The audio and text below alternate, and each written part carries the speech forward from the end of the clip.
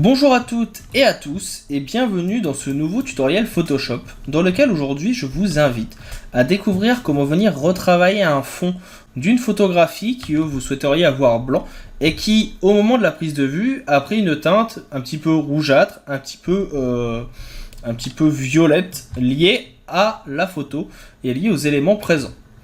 Pour cela, je vous invite à découvrir comment venir travailler dans Photoshop pour venir éclaircir le fond à l'aide de quelques outils et comment ensuite retravailler les petits défauts. Je ne dis pas que cette technique est la meilleure, mais c'est une technique qui vous permet très rapidement d'obtenir le rendu que vous souhaitez. Comme d'habitude, si jamais vous avez des questions, je suis disponible dans la section Entraide ou par mail. Enfin, quand je dis Entraide, c'est commentaire. Entraide étant sur tuto.com. Donc, n'hésitez pas, ça sera avec plaisir que je vous aiderai et que je vous proposerai des tutoriels si vous en avez besoin ou si vous avez des incompréhensions dans la vidéo. N'oubliez pas non plus de vous abonner si la vidéo vous a plu. Je sors 3 à 4 vidéos par semaine, en général les dimanches, mardis et jeudis.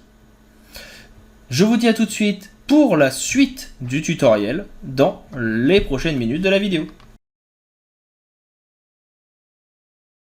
Attaquons donc ce petit tutoriel dans lequel je vais vous apprendre comment venir rendre le fond blanc sans forcément ici perdre de la couleur sur les jambes, les chaussures ou le verre. Il y a une petite technique qui permet de faire ça très rapidement, c'est ce que je vais vous apprendre ici. La première chose à faire, c'est un CTRL J. CTRL J, ça va permettre de venir dupliquer votre calque de fond, qui est l'arrière-plan ici de votre photo. Pour rappel, la photo ici n'est pas libre de droit, je ne pourrais pas vous la transmettre, elle m'a été envoyée par une internaute pour qui je réalise ce tutoriel, et donc malheureusement je ne pourrai pas vous la donner. Mais vous en trouverez des identiques, dans le même genre sur Unsplash. Une fois que ça c'est fait, on va venir dans Images, vous avez Réglages, et ici vous avez Remplacement de couleur. Dans Remplacement de couleur, je vais venir cliquer sur la couleur que je veux changer. En l'occurrence ici, le fond blanc, qui n'est justement pas blanc. On peut jouer sur la tolérance, ici. Vous voyez qu'il y a des choses qui apparaissent en blanc, d'autres en noir.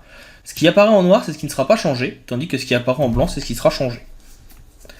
Vous avez en dessous la teinte, saturation, luminosité, qui est la couleur de base. Et ici, vous pouvez venir augmenter la luminosité, qui, comme vous le voyez, permet de venir éclaircir votre photo. En jouant sur la tolérance, vous pouvez venir définir ce qui doit être plus ou moins blanc. Alors là, vous voyez que ça fait beaucoup de choses. C'est un peu problématique. Bien sûr, en venant sélectionner d'autres zones, vous allez pouvoir venir adapter. Donc là, par exemple, je peux venir sélectionner peut-être uniquement le centre. Ici, je peux venir sélectionner l'intégralité. Je peux venir également appuyer sur la touche Shift et prendre plusieurs zones. Mais là, je perds de l'ombre, ce qui ne me plaît pas trop. Donc là, je vais juste venir reprendre mon fond de couleur, ou plutôt les zones qui est ici.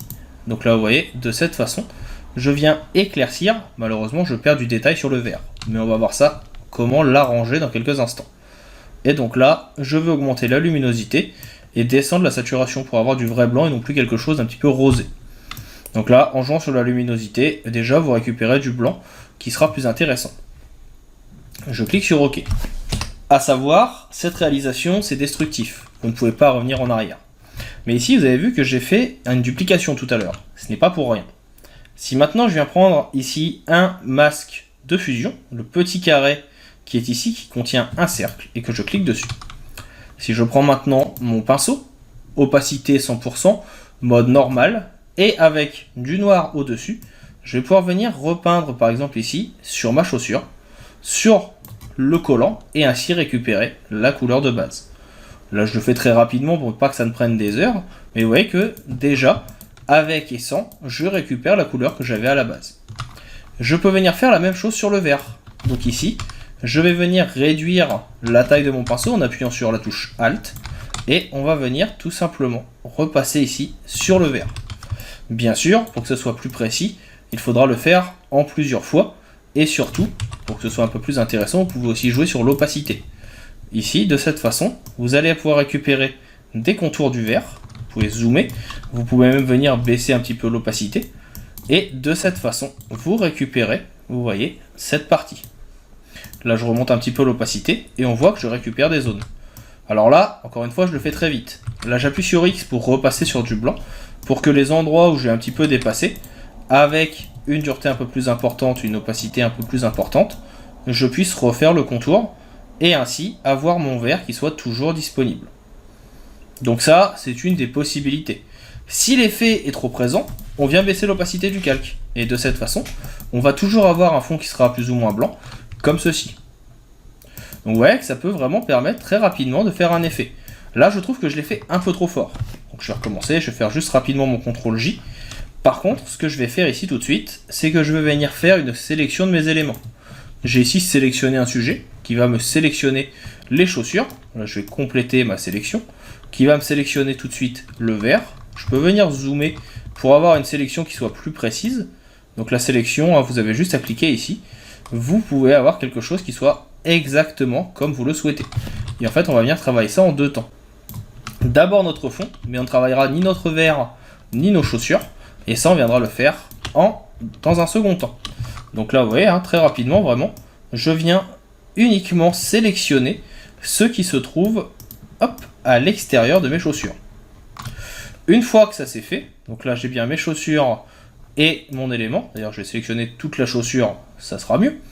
On va venir maintenant faire un CTRL SHIFT I qui va intervertir la sélection. De cette façon, tout ce qui est sélectionné, ce ne sont ni les chaussures, ni le vert. Et là je vais faire image réglage et remplacement de couleur. Et encore une fois, je peux venir sélectionner et elle ne modifiera que ce que j'ai sélectionné justement. Donc là je baisse la saturation. On peut venir augmenter la tolérance, qui va permettre bien tout simplement d'avoir plus ou moins de luminosité. Donc là, ça me plaît déjà un peu plus. Je vais cliquer sur OK. Et ici, je vais faire un CTRL D. Par contre, on voit qu'ici, la couleur n'est pas bonne et qu'il y a certains endroits que j'aimerais retravailler. Et bien pour ce faire, je vais faire un petit clic sur mon outil densité moins. Et le densité moins, il permet en fait de venir éclaircir. Et là, vous voyez que je viens juste peindre sur mon vert. Et de cette façon, je viens enlever cette tache un peu, dirons-nous, orangée, enfin violette qui apparaît. Et je peux venir éclaircir la photo. Ce que je vous recommande ici, alors là, je reviens en arrière pour que vous reveniez avant correction avec densité, c'est encore une fois de faire un CTRL J. Pourquoi? Pour toujours avoir une base saine. Parce que comme c'est des éléments qui ne peuvent pas revenir en arrière, je vais avoir ici retouche couleur fond, ou retouche fond, que je garde, et ici j'aurai retouche vert, ou retouche objet. Et de cette façon, c'est sur ce calque que je vais venir éclaircir. Et de cette façon, je vais pouvoir éclaircir les zones qui m'intéressent, garder tout de même des petites ombres, et aussi éclaircir les éléments de fond qui ne sont pas éclaircis comme j'en aurais envie. Et il suffit tout simplement, vous voyez, de venir passer votre élément. Vous venez zoomer, et on voit ici donc il y a quelques petits défauts. Et bien tout simplement ici, vous venez baisser la taille de votre pinceau, et là on va venir être un peu plus précis. On va pouvoir venir donc éclaircir le tout. Si ça ne vous plaît pas, un petit CTRL S, un petit CTRL Z je veux dire, on peut encore mettre un masque de fusion. Et ici, vous pouvez venir donc effacer tout simplement si le rendu ne vous plaît pas avec du noir. Ça c'est si vous avez fait un effet qui ne vous convient pas. Et donc là vous pouvez venir le rattraper. Pareil, vous venez sur l'autre du fond, et ici, vous voyez, je peux venir peindre dans un sens ou dans l'autre. Donc ça permet vraiment de venir adapter le tout. Donc là, c'est des petites retouches au fur et à mesure, mais très rapidement, on peut modifier la composition. Je reprends ici mon outil, je viens zoomer, je sais ici qu'il y a certaines zones que je veux un peu plus blanches, je baisse mon outil, je viens éclaircir en passant plusieurs fois, petit CTRL D pour désélectionner si jamais il y en a, et si jamais vous voyez que ce n'est pas assez fort, parce que on est ici, je me suis planté sur le flou, on augmente, hop, ici, donc vous voyez que tout de suite, vous allez pouvoir garder des petits effets d'ombre, vous allez pouvoir venir corriger la photo et enlever les petits défauts. Il y a certains petits défauts qui peuvent rester, là par exemple c'est le cas ici. Ce que je vais faire moi c'est juste que je vais venir prendre l'outil pièce ou correcteur localisé, et en fait on a juste à venir peindre sur le petit défaut. Et là vous voyez que ça va venir l'effacer. Ça enlèvera les petits défauts présents sur la composition. Bon, vous pouvez venir zoomer, c'est le plus important de la retouche, et ainsi effacer le tout. Et de cette façon, vous avez votre photo sur fond blanc, et votre photo ici sur fond gris rougeâtre du début, sans avoir besoin d'y passer des heures. En 8-9 minutes, on obtient un effet qui va être assez intéressant pour enlever le tout. Et vous continuez avec le correcteur pour enlever les petits défauts restants si vous en voyez. Donc là j'ai fait ça rapidement. Pour avoir un rendu plus qualitatif, il faudra bien sûr prendre votre temps, mais vous avez compris, je pense ici l'essentiel. Si jamais vous avez des questions, je reste à votre disposition via la section commentaires. N'hésitez pas à m'envoyer vos messages à tout moment, c'est avec plaisir que j'y répondrai. Donnez-moi votre avis si la vidéo vous a plu. Si jamais elle vous a plu, n'oubliez pas de vous abonner. Je sais qu'une grande partie des gens ne sont pas abonnés, ils regardent juste les vidéos. C'est dommage, l'abonnement ça permet de faire vivre la chaîne et je vais vous avouer que c'est une bonne source de motivation pour continuer à vous proposer du contenu. J'en ai maintenant terminé, il ne me reste plus qu'à vous dire à bientôt et à vous souhaiter une bonne continuation. Hop hop, ne partez pas si vite.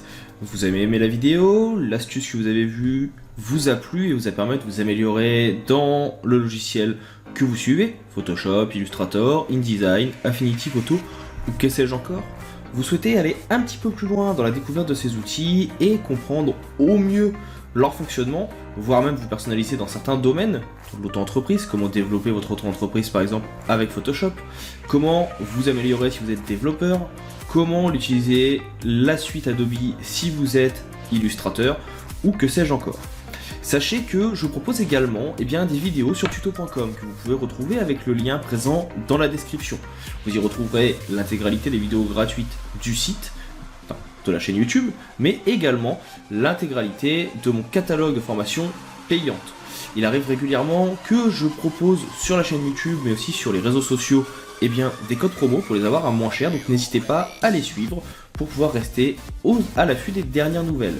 Je vous invite également, bien sûr, à laisser un commentaire, un petit like, à partager la vidéo autour de vous, afin que la chaîne puisse grandir. N'hésitez pas à me dire ce que vous en avez pensé, c'est toujours avec plaisir que je lis les commentaires et que je réponds, même en cas de besoin.